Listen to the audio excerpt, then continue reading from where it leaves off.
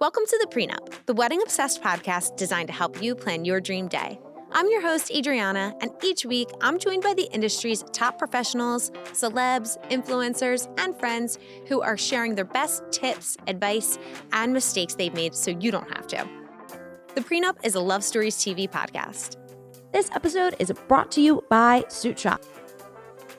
No, because this is the part of wedding planning that is so much more fun and interesting than people give it credit for. And we always overlook it because we're so focused on the wedding dress. But what about the wedding suit? I'm gonna break it down in 3 really easy steps with examples from my favorite destination for yours to keep suiting, Suit Shop. Number 1, you wanna figure out the formality. If you're going black tie, you're going to want a tux. If you're going cocktail, you'll want a nice suit, maybe some fun accessories. If you're going smart casual, you may want a more relaxed suit. You might want to go no tie. For the ladies, we might want to go no shirt underneath, just blazer and pants. Number 2, I will say this until I'm blue in the face and no one has listened yet, but someday someone will and they'll thank me for it. Factor everything into the budget. The second best thing about Suit Shop is the pricing. I'll get to the first best thing in a second, so wait for it. Suit Shop offers styles that look custom tailored, starting at just $199. Number 3, this is where the best part comes in. Once you figured out the formality and the pricing, you generally want to style the person of honor first, whether that's groom or bride, and then style the rest of the suit wearers around that. Your wedding party may not be a group of dudes on one side wearing suits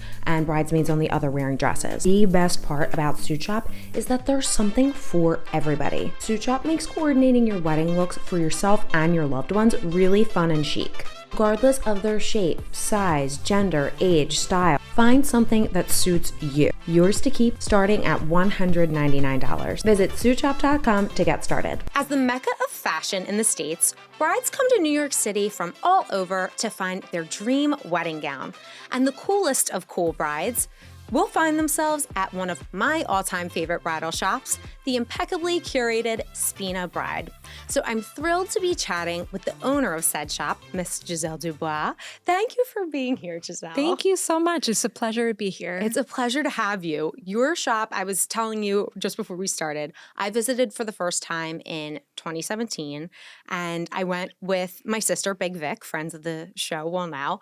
And when she was getting married, she wanted to go into your shop because you carried a designer that she really just adored.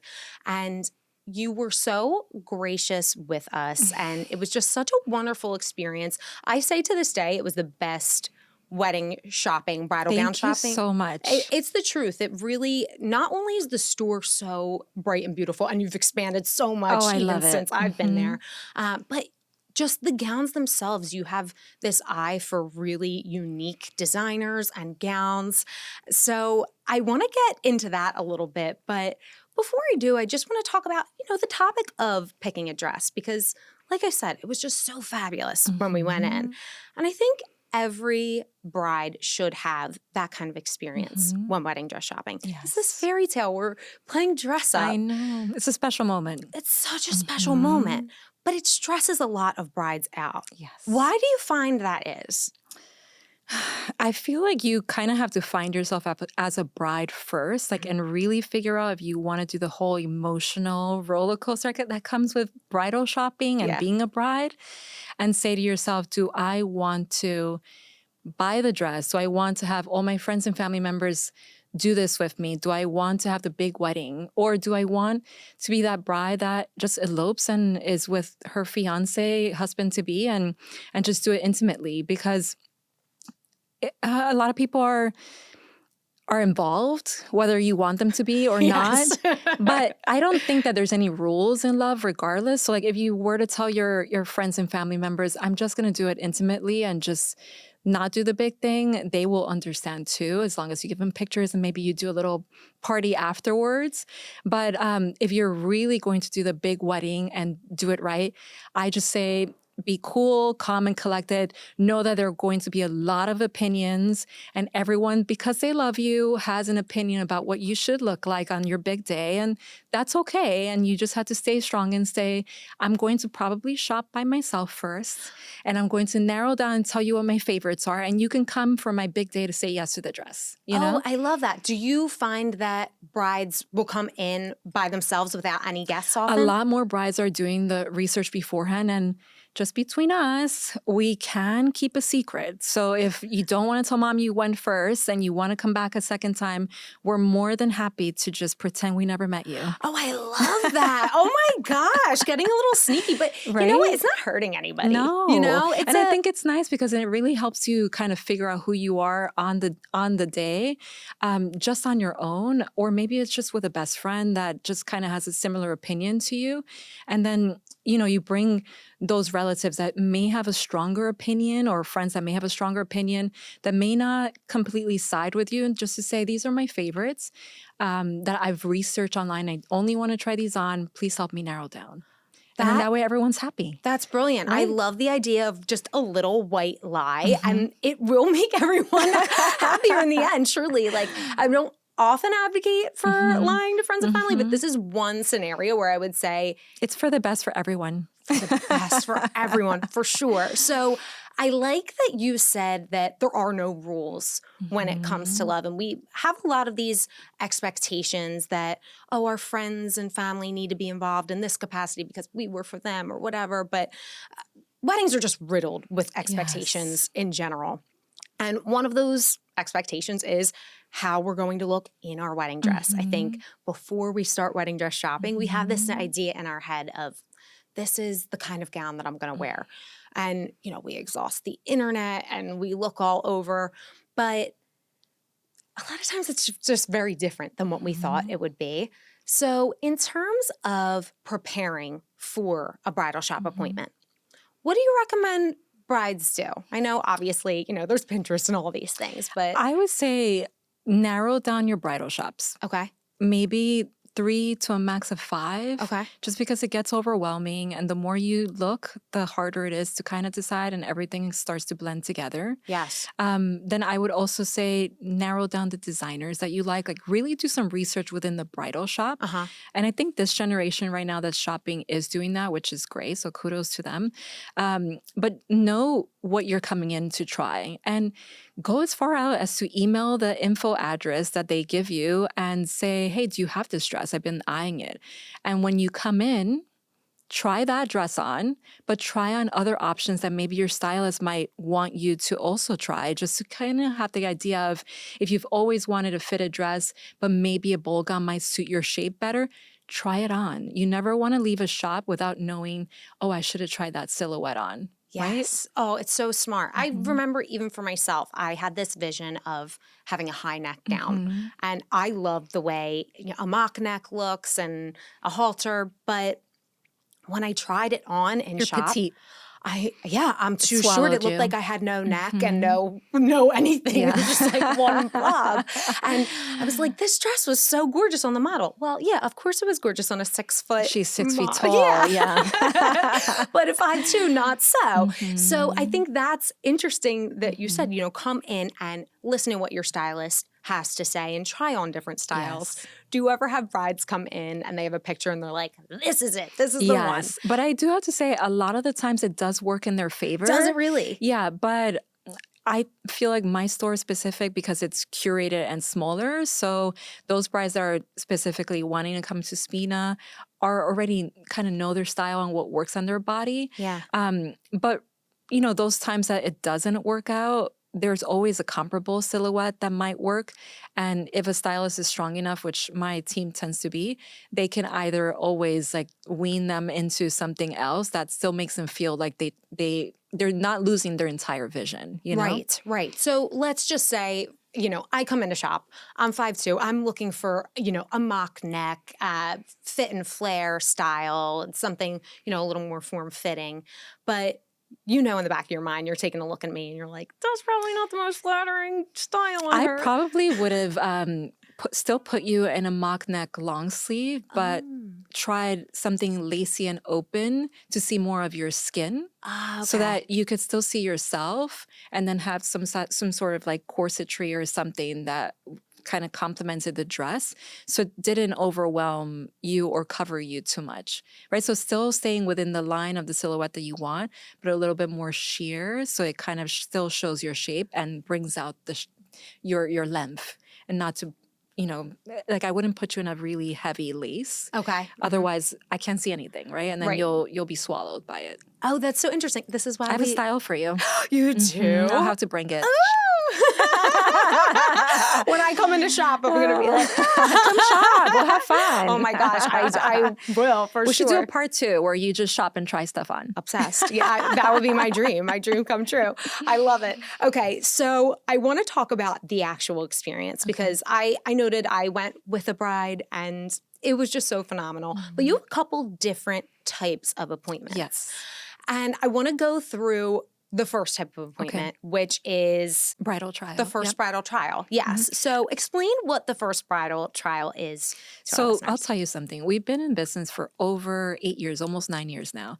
And since day one, since the business even started, we've been trying to curate this first bridal trial experience to be like nothing else out there. So you'll see our reviews. People really like it. I don't want people to feel like they have to do a VIP appointment experience, which is the other bridal trial experience. I want them still to feel special with the first bridal trial experience. The first bridal trial experience is great because you get a curated stylist just for yourself. Our store is 3 floors right now, and each room is about 300 to 600 square feet of space, which is huge. Yeah. And then the space is all encompassing. So you could have your friends and families inside of there while you're changing, or you can have them wait outside and then you do a big reveal, which a lot of brides like to do as well. Yeah. But it can be a private space that you feel that everyone can be in there with you and you don't feel like anyone else is in the store. So that's kind of the experience that we're giving with the first trial, having a curated stylist with you that really listens to your notes, reads your notes, listens to what you're trying to accomplish, and also gives you maybe a wild card that might be the dress, Yeah. No, absolutely. So you mentioned that sometimes, we'll have a bride sneak in on her own maybe, but in a traditional appointment, let's say, you want to bring some people with you. Who should we be bringing and who should we not be bringing? How many is too many? I would say it's not the amount of people that you bring with you. If you're all kind of like-minded and on the same page about helping the bride find her dress, if you know that you have a very opinionated relative or friend and you don't jive on a normal basis, I would say maybe don't bring them to your first trial.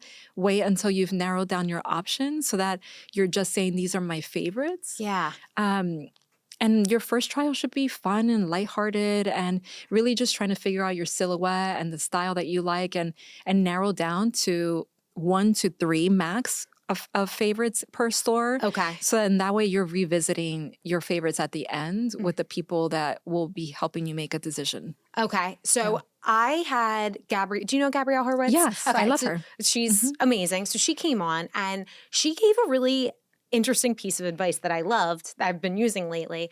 And she said, if people are going to be coming with you, you want them to come to that bridal appointment, let them know what you're looking for in the dress. That's actually a great idea. Say, Grandma, I want a sexy dress. So I don't need the feedback that it's too sexy. If it's too sexy, that works for me. That's good. So unless there's a really big issue that you foresee, it's not based on their style. It should be based on your style. So set those so that they're ground rules. prepared, and then you don't have that, and then you don't have to limit the number of guests that you bring with your first trial. Yeah, and that works for a lot of brides. And then there's some brides who feel a little uncomfortable saying that to some of their relatives, right? So yeah, we're here for whichever bride you want to be that day. I love that, and I'm sure you've had some guests come in that were not brides that maybe were a little outspoken, perhaps not in the friendliest way. How do you find, or how would you suggest that brides kind of pivot from that so they can still have a positive experience? We as stylists or as representatives of the brand, when we're there, we do hear some sort of negative commentary or something that's not going to help the bride. We try to actually use that commentary and turn it back into a positive. So if someone were to say, well, I don't really like that fit on you.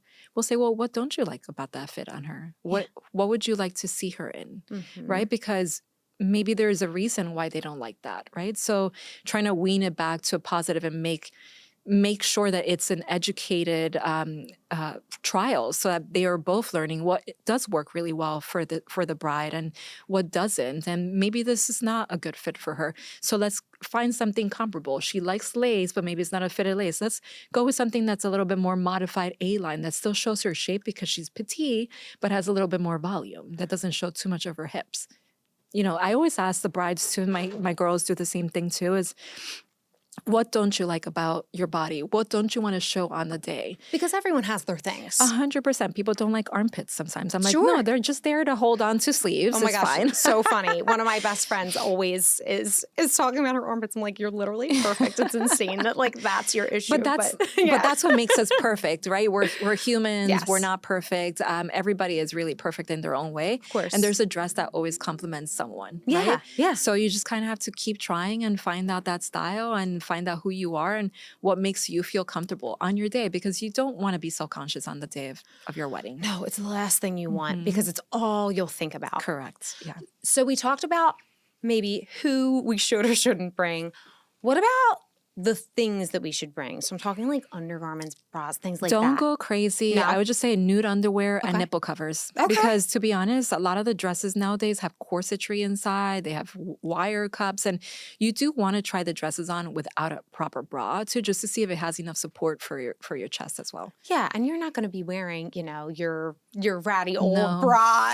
Like you might feel comfortable wearing it somewhere, but like, Well, a lot of dresses are also built in with Spanx inside already. Yeah. So you don't need anything. Yeah, you're just already bring your nude underwear and your nipple covers. They make it easy for us now. Exactly. And when you're trying, you're doing the clamping and you're making Yes. sure that it fits to the Yes. bride.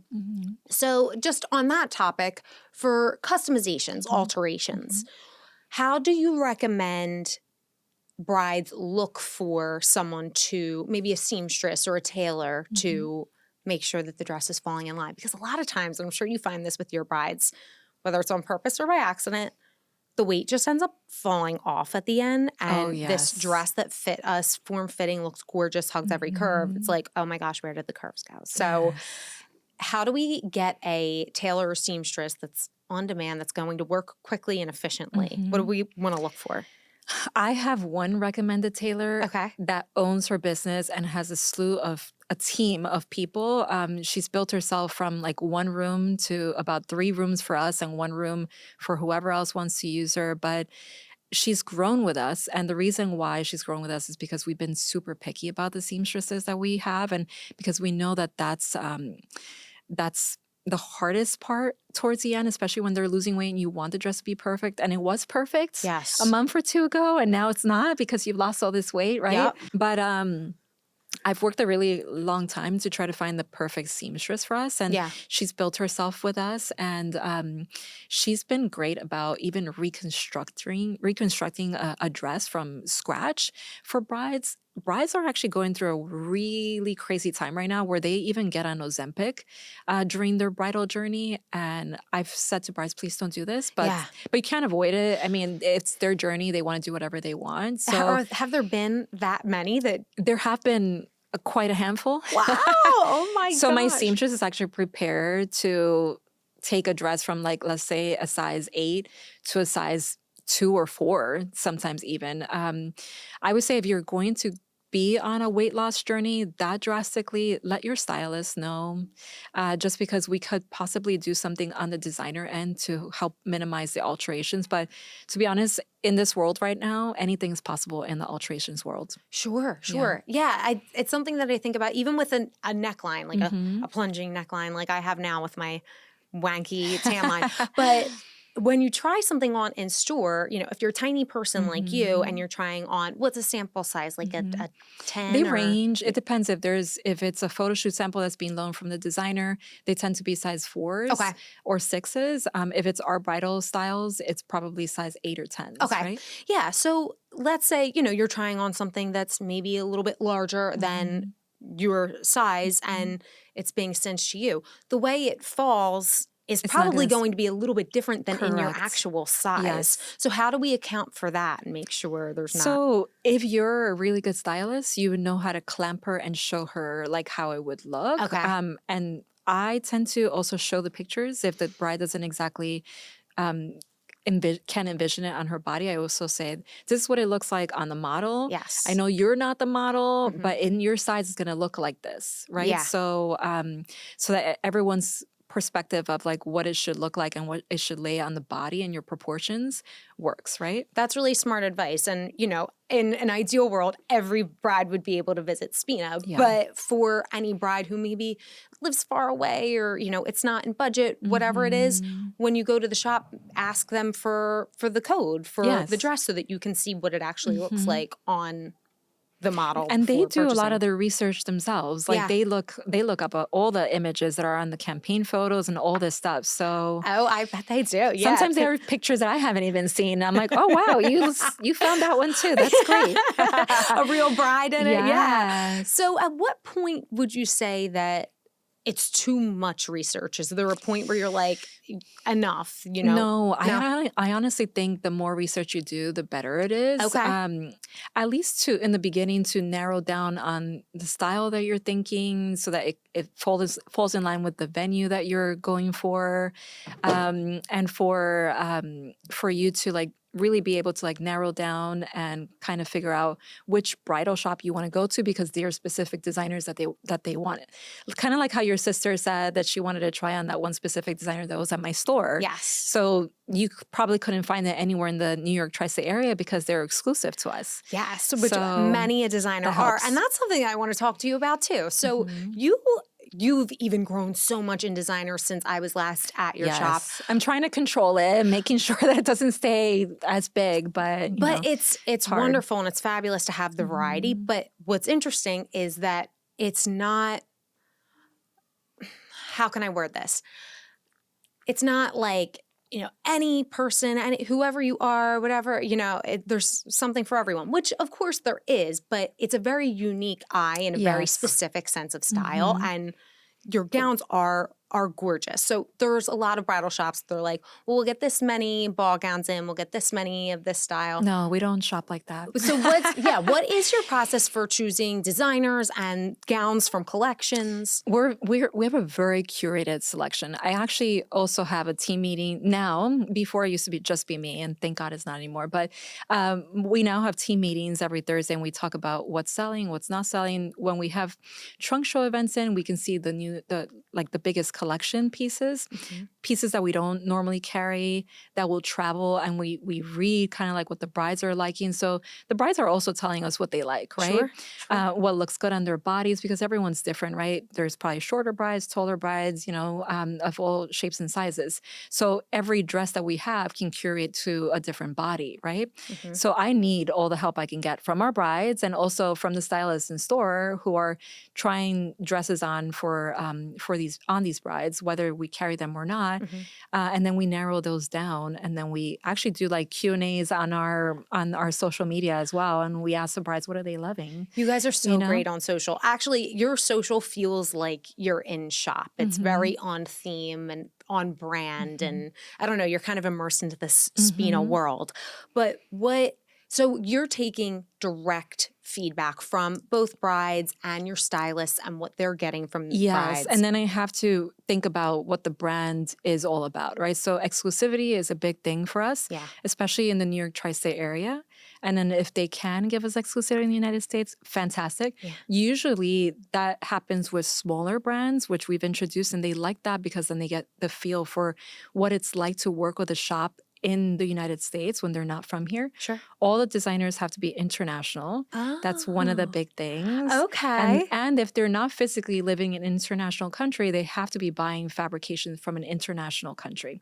Like we have a bespoke designer that's British and she lives in Brooklyn, but because she physically is here, she can do all the fittings in stores. So it's bespoke, so it has to be done on the body. But all the fabrications she buys are from Europe. Right, so it all still works. So international for the reason of variety, okay, that makes sense because, you know, Israeli designers, there's definitely a very specific kind of look.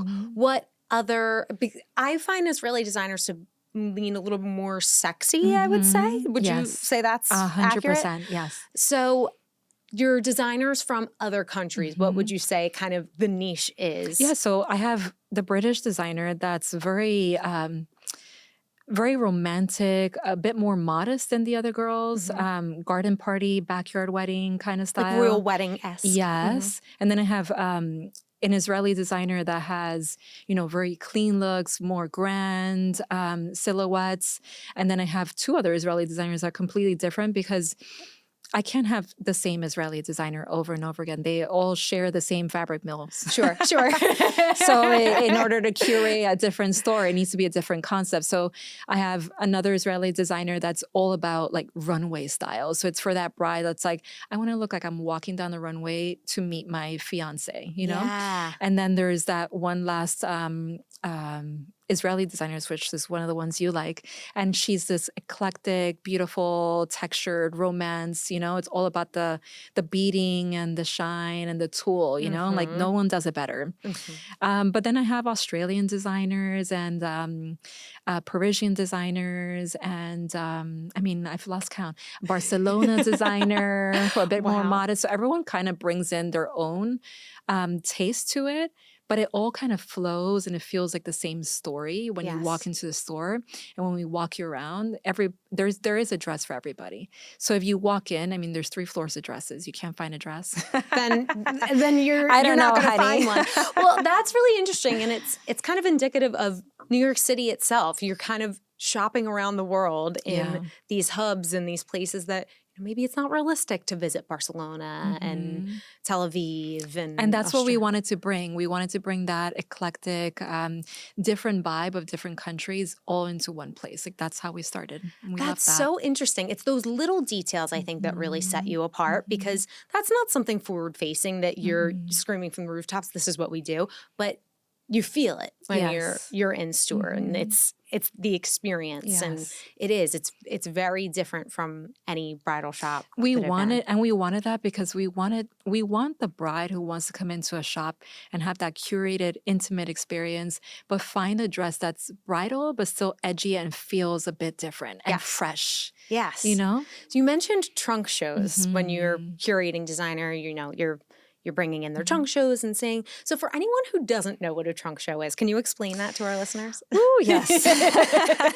I think they need to know. Yes, for sure. So trunk shows are special moments. It happens, I would say, every bridal market or every 3 months we try to curate a trunk show. And the reason being is it involves a traveling amount of styles that includes the latest collection of that designer that is not readily available in a store. Okay.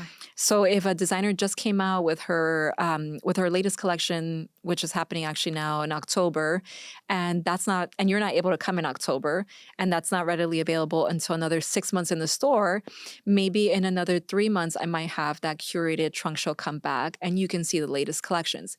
But fair warning, there is a lot of pressure during these trunk shows. A lot of people are trying to get in at the same time. So people who are coming in, it's because they've already been shopping before and they know their silhouettes, they know the styles. The dresses for trunk shows are smaller, so they have to be prepared mentally that they might not always fit into them. Yeah. And be happy with the fact that they're trying on dresses that are new and that have never been seen before and that they have access to them. I would never recommend a first bridal trial to come in for a trunk show. I would say come do your homework before, narrow down your silhouette. And if you really love this designer, check out their collection online and then come for that. That makes sense. Yeah. Okay. Yeah. Because otherwise it's very overwhelming. It could be very overwhelming. I think a lot of brides will see a designer that they fall in love with online. They're like, let me go to that trunk show. But without having already tried on dresses and seeing what variety looks good on you, what styles are going to suit you well. Yeah, I could imagine that being very overwhelming. I want to put a pin on that for 1 second because you mentioned that a lot of the sample sizes are going to be a little bit smaller. Yes. And, for the average person, probably not going to fit very well. So if you're going into a bridal shop and you're finding that the dress sizes are not fitting your body, what recommendations do you have to brides who are not fitting into those dresses, how they can find their dress? So it's twofold, right? So like one is there might be the girl that knows and understands that already, and she's been shopping and she's okay with that, but maybe she wants to shop by herself and not show everyone. Yeah. There's ways on our end to make the dresses look good, whether they fit you or not. Okay. Also, I feel like the hardest part would be if a curvier girl wants a fitted dress. That might be the toughest for you to see if the dress is a little smaller on you. Sure. But sometimes there's like if you're open to what it looks like and you trust the stylist and you know what it will eventually look like on you with the images that we show you and us putting it on your body, even though it like scrunches up, like just know that this is the fit and that's how it's going to look. But most of the time, if they're looking for an A-line gown, no one really has to worry about it, whether it fits or not, because you leave them open in the back anyways and you clamp them. Sure. So from the front, you look like you fit into the dress, right? So it doesn't really matter. Also for smaller girls as well, sometimes they can't really see the dresses if they're a little bit too big. Like I'm talking about like size 0-2 girls and the dresses being a size 6-8. Sometimes they can't even envision themselves putting the dresses on because they're like, well, how is it really going to fit? Yeah. So we as stylists have to do that due diligence as well and try to get them to look like how the model would look in the size that we have. So it's a bit of a magic spin, but we get it. And a lot of the girls understand it and they go through the whole motion. Yeah, it's a dance. There's a lot more involved than what people realize. So it's kind of threefold. It's like, okay, we need to see A, what this looks like on the model so that we can compare it to ourselves. B, somewhat pseudo what it looks like on ourselves and trust the stylist. And like if you're petite, right? But you're trying to get a dress that has maybe 2 or 3 tiers, how would you be able to see that? Like a stylist will have to lift it up to like where your above your knees are just to make you aware that this is what it's going to look like on you. You know? Right. So there's a lot of factors, not just size, it's also length. Yes. It's wild. Yes. Oh my gosh. So do any of your designers do custom made to order dresses? Yes. Okay. Actually, all of my designers are made to order. They're all made to order. Okay. There's some designers that do made to measure, and I'll tell you the difference is made to order. All my designers are sustainable, which means they don't hold on to fabrications until they get an order, and then they make it specifically for you in a specific size. They can do split sizes, so if you're heavier in the top but smaller in the bottom, or vice versa, you can get those, which is great.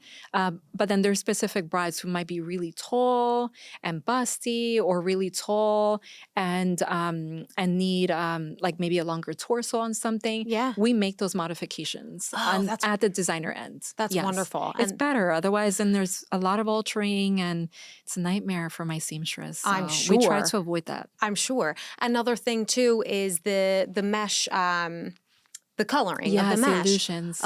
The illusions. Thank you. My brain. No, the illusion colors are getting so much better now. They're getting so much better now. They're In the sheer. past few years, I feel so bad. Any of our darker skin toned brides are like, I have to pay extra just to get the illusion in my coloring, and that's like I used to match the illusion, like illusion options to like the darker brides too. And I was always like, why don't they just make them sheer so that you could just see their natural skin? And finally, they did it. Oh my God, they listened to you.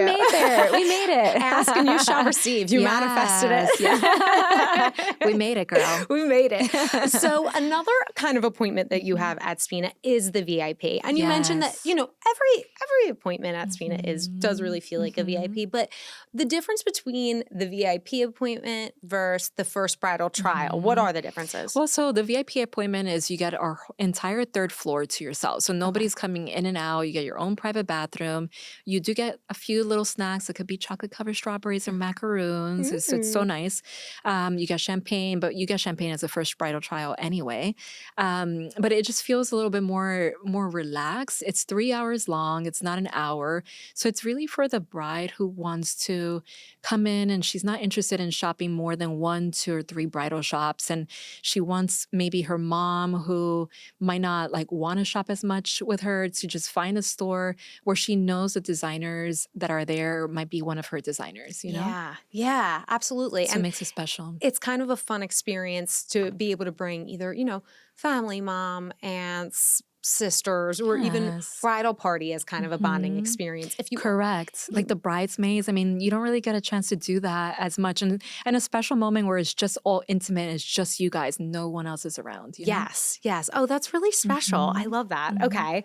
So something else that you have is the after white. Oh, yes. So when did the after white come about? And for anyone who is not aware of it, can you explain it?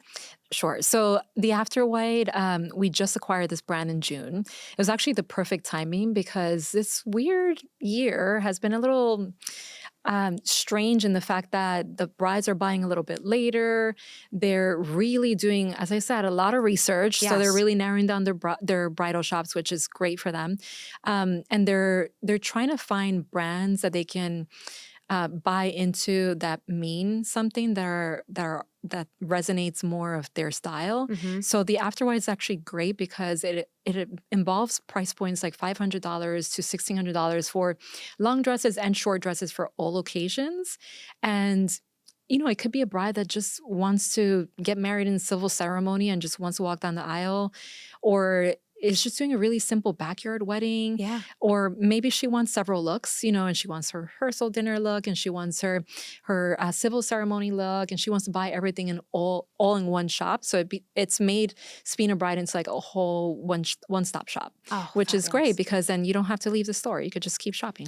Exactly. To the third floor. It's a dream come true. So how many of your brides would you say are wearing 2+ outfits? I would say a lot. Okay. Yes. Especially if the price points are good for the second dress, they tend to buy more than one, right? Yeah. I mean, we don't think about this, but there's so many occasions for just a short like bridal weekend. Oh my gosh, right? Yes. And then you have the breakfast, the after welcome party. It's everything.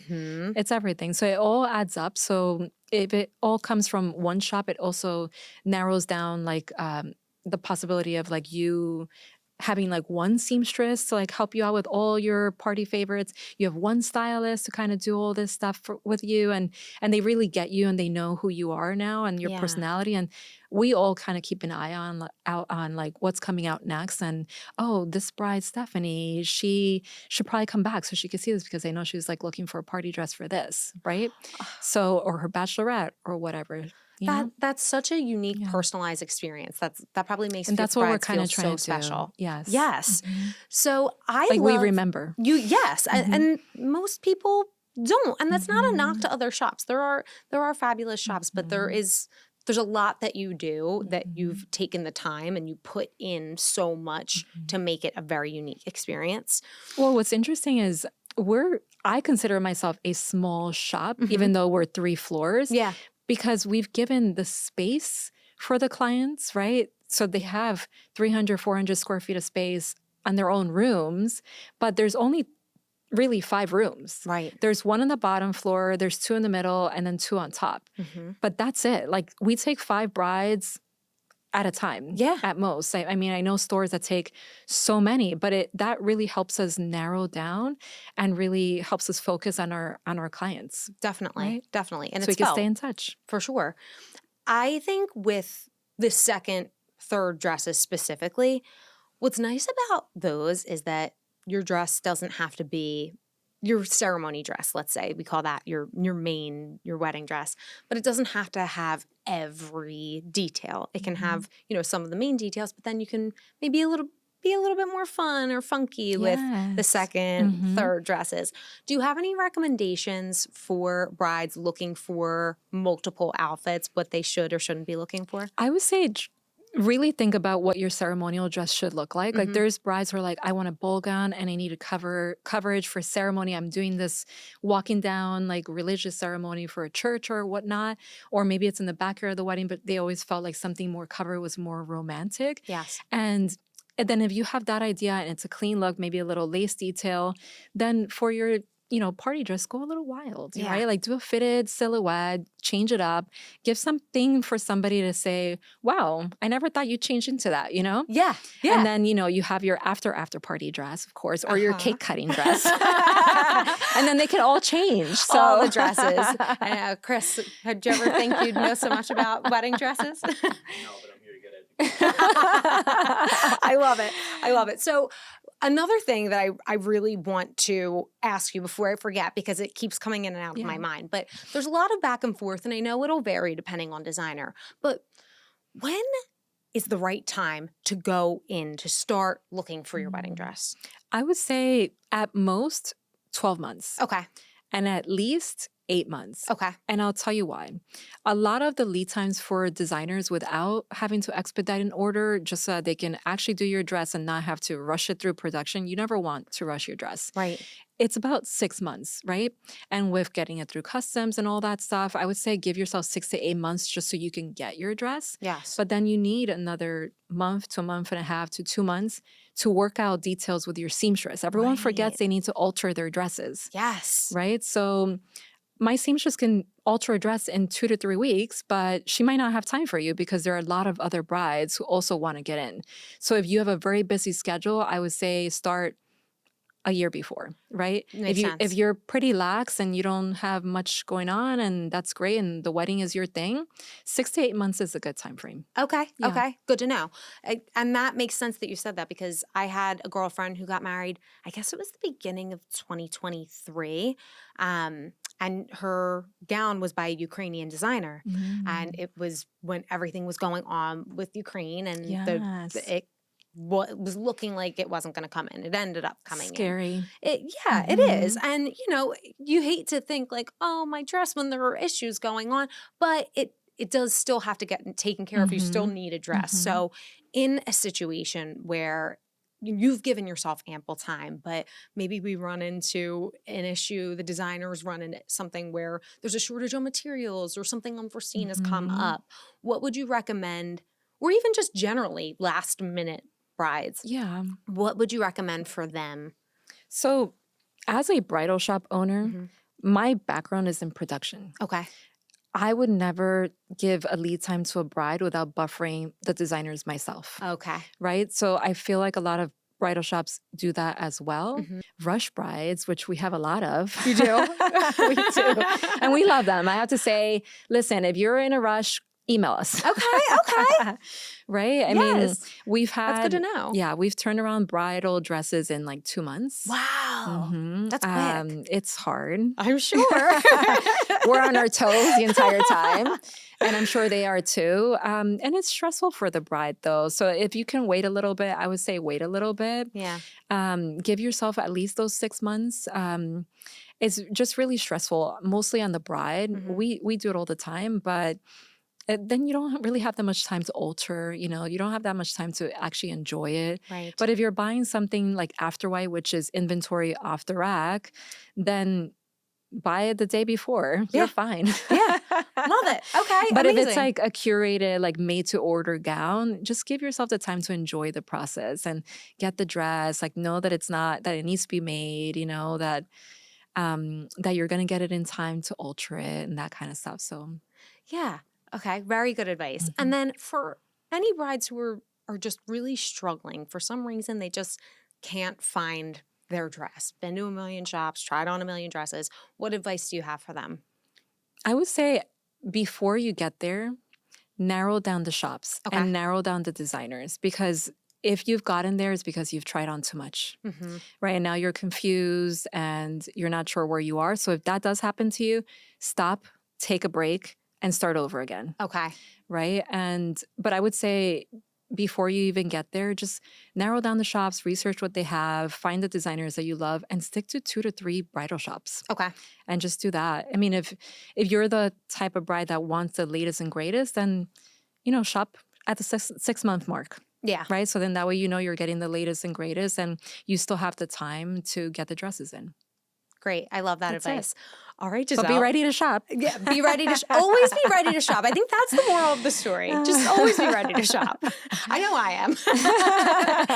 All right, so we're going to play a little game now, Giselle. This is called I Do or I Don't. Oh, gosh. Okay? And this is personal, so brides, just because our answers are a certain way, it does not mean that you have to do them. This is just for fun, so sometimes people get bent out of shape. Don't. Please. Okay. Giselle, I do or I don't photos in the bridal shop? I do, but I have some restrictions. Okay, let's hear them. you cannot sit down and take photos. Okay. It makes everyone look weird. Yeah. So I would say I like to art direct people. So yes, take a photo, but you have to stand up, Okay. get the best lighting, Yes. or we could take the camera for you and take a picture for you. Yes. I think Rima Ardaki said the same thing. She said, but you need a person... picture. Otherwise, how are you going to remember? Yeah. There are still shops that won't allow I just don't. I've photography. never gotten that. I never understood that. It's a little wild. It's a little wild to me too. Yeah. Okay. I do or I don't. Bride's fiance coming to the appointment. 100% I do. You do? Okay. Yes. And I'll tell you, in the beginning, I was kind of weirded out about it. Yeah. Because I'm a traditional gal. Sure. But I feel like I've grown with my clients, and I realize that a lot of people who come with their fiancés, either they're already married and they're doing this big party and they're sharing finances. So if they're already at that point, why can't they both see? And then the whole thing about like surprising the fiance with like the dress look, like it doesn't look the same. Exactly. You know, like it's you're trying something on that's not in your size, and then on the day of, you're full of jitters and anxiety of like happy thoughts. And the hair, it and looks the so glam. different. Yes. Yeah. So yes, 100%. Please bring your fiance. I would love to talk to them. Love it. Okay. Oh, I love that. I wasn't expecting that. Yeah. Okay. I do or I don't. Skipping a veil. No. Don't skip the veil. No, don't ever skip the veil. I told you I'm a traditional gal. I know. We see that a lot, though. I feel like I'm seeing so many people skip I the put a veil on everyone. Yeah. Even if they don't want it, I'm just saying, please, at least try it. And like, it might not work for you. Yeah. You might laugh. Or maybe there is a specific veil that you'll say, oh, I never thought I'd look like this. Right. I just feel like it ties everything together. It's the one time you get to be a bride with a veil on. Yes. You don't have to put the blusher over your face. Okay, we don't No. have to do that. Although I love a blusher. I do, me too. I did it for my wedding. Did you? Oh my gosh. Probably I so love it. beautiful. I love it. Oh. And then there are the brides who like just want to do a little bird cage or some flowers in their hair. It's totally fine. Just put something in your hair. Something. But please, don't nix the veil until you try it. I agree. Yeah. It takes your dress from being a white gown to a bridal gown, in my opinion. I think so. Yeah. Mhm. Okay.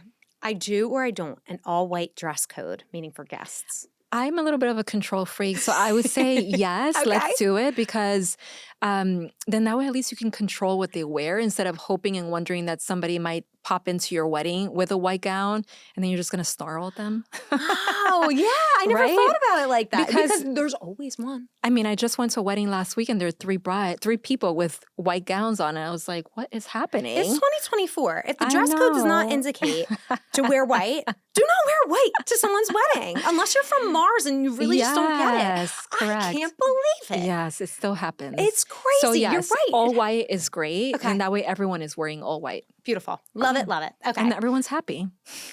Everyone's happy. Okay. I love it. Okay. That was fun. So every episode, Giselle, we do a little segment called Okay. Premarital Counseling, and we Oh, give one. cute. Yeah, it's fun. Our listeners write in, they seek advice. We help them out a little bit. Are you up for the challenge today? Yes, let's see. Okay. This one I thought was so cute. So this is from a September 2025 bride. We always keep it anonymous, but I don't think this bride would care because she said both her and her fiance are listeners of the show. She said, hello, I'm getting married next year to the love of my life and need advice/opinions. We are both wearing gowns to our wedding, both female, and I want to go wedding dress shopping together, what we just talked about. My reasons: 1, my fiance is my best friend and I value her opinion. 2, I want us to love each other's gowns as much as we love our own.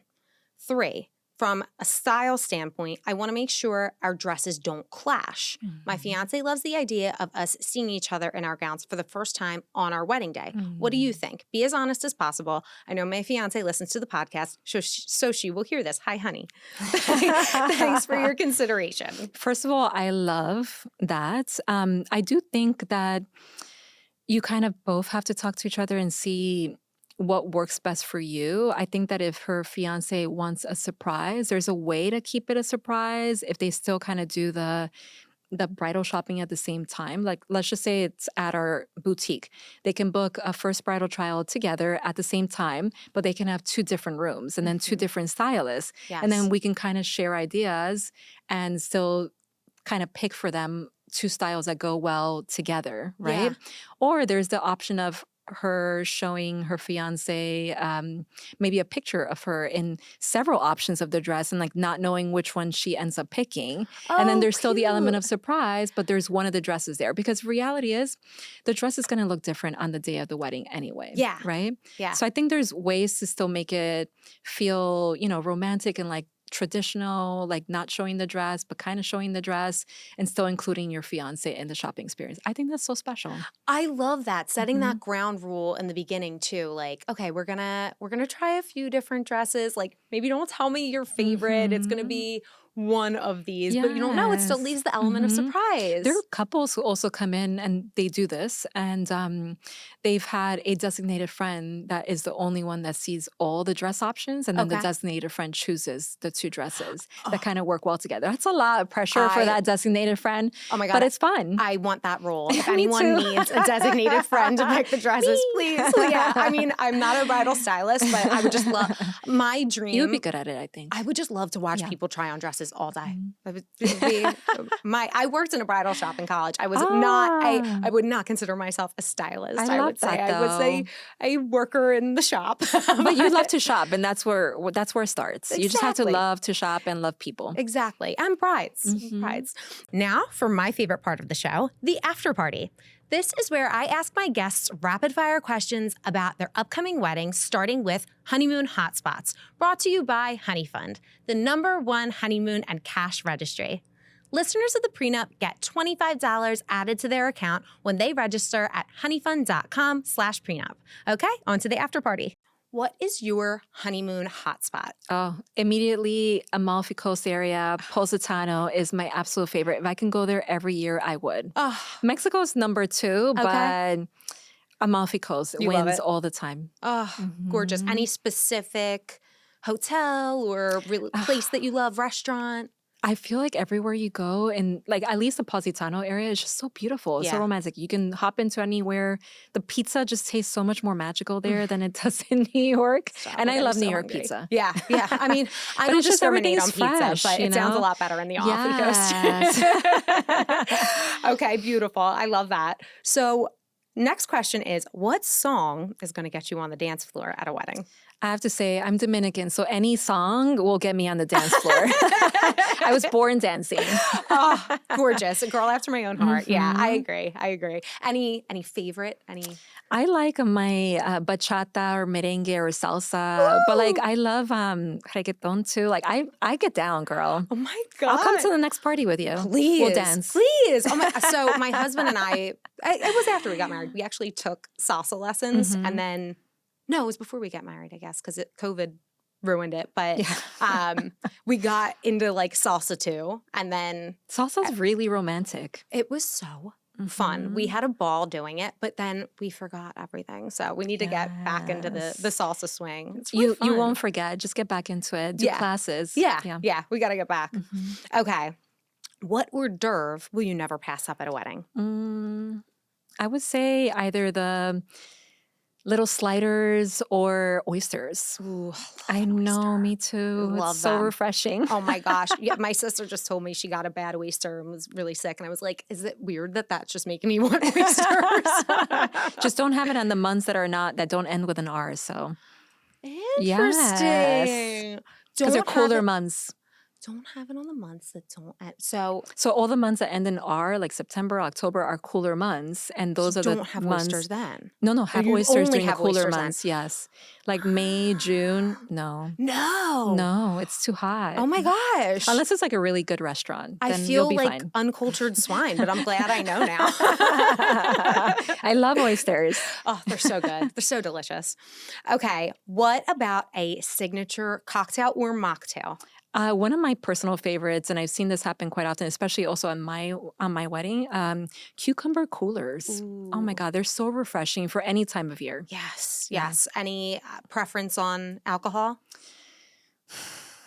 I would say like a light, I don't know, something, maybe some champagne or something light in there. Yeah. a spritzer or something. I don't know. I'm not Love sure. it. Yeah, no, it sounds But delicious. just keeping it light. Sounds very refreshing. Yes. Although I love my tequila, but So do I. So do I mean, I. that's so good. Mhm. I A mean, I nice guess you could put that reposado. in there too. Oh, yes. Delish. Okay, if you could invite any living dream guest to your wedding, Giselle, who would you invite? Okay, well, I have two, and I can't decide between the two. Okay, well, list them both. George Clooney and Matthew McConaughey. Oh my God. Right? I mean, the most beautiful men in the whole universe. mean- I've been following this since I was like a little girl. So gorgeous. I just always think of Matthew And they keep, McConaughey with like, that getting smile. better. Yeah, I know. It's really rude, Right? honestly. I know. Yeah, they are stunning. Stunning men. God bless. Yeah, they would be just something to look at all night. But also like their personalities and like they would just, I feel like I would just hire them to come to my wedding just to smile at me the whole night. Yeah. I feel like they would elevate things. They'd be good guests. Yes. I like that answer. Those smiles. Okay, Giselle, last question that I have for you today is, what is one practical piece of advice that you could impart to any bride planning her wedding? I would say take your time and really figure out what kind of bride you want to be. Like, do you want to do the big thing or do you want to do it small? And regardless, get a beautiful wedding dress because you need it for pictures and you'll have those forever. But really figure out if you want the big party or you want to do it intimate and small. And maybe it's the other day I had a bride that came in and said, I'm having a 20-person wedding. And I was so jealous. I wanted that for my wedding. Oh my God, I know. Right? Doesn't it sound amazing? It's gorgeous. You know, it's so funny. I asked our producer, Chris, for advice in one of our last segments. He did the after party with me, and he said something very similar to just, so you guys are simpatico. See? You're in sync right now. Yeah, exactly. It was super helpful. This was such an incredible episode. Giselle, where can everyone find Spina? So you can book us online at spinabride.com. And you can physically find us on 18th Street and 10th Avenue for us to say hello, but you still have to book an appointment. Yes, absolutely. Well, thank you so much for being here. This was so such wonderful. a pleasure. Thank you for having me. Oh, it was my pleasure. Part 2, I'm waiting for it. Let's do it. Let's do it. Anytime you want, you let me know. And thank you so much, guys. Oh, thank you. Thanks for tuning into the Pre Nup. This episode is brought to you by Suit Shop. Find something that suits you. Yours to keep, starting at $199. Visit suitshop.com to get started. Don't forget to subscribe and leave us a review on your favorite podcast platform or on the Love Stories TV YouTube channel. Follow at @the_pre_nup and at Love Stories TV on Instagram for more. Have feedback or suggestions for the next episode? Feel free to reach out to us at podcast@lovestoriestv.com.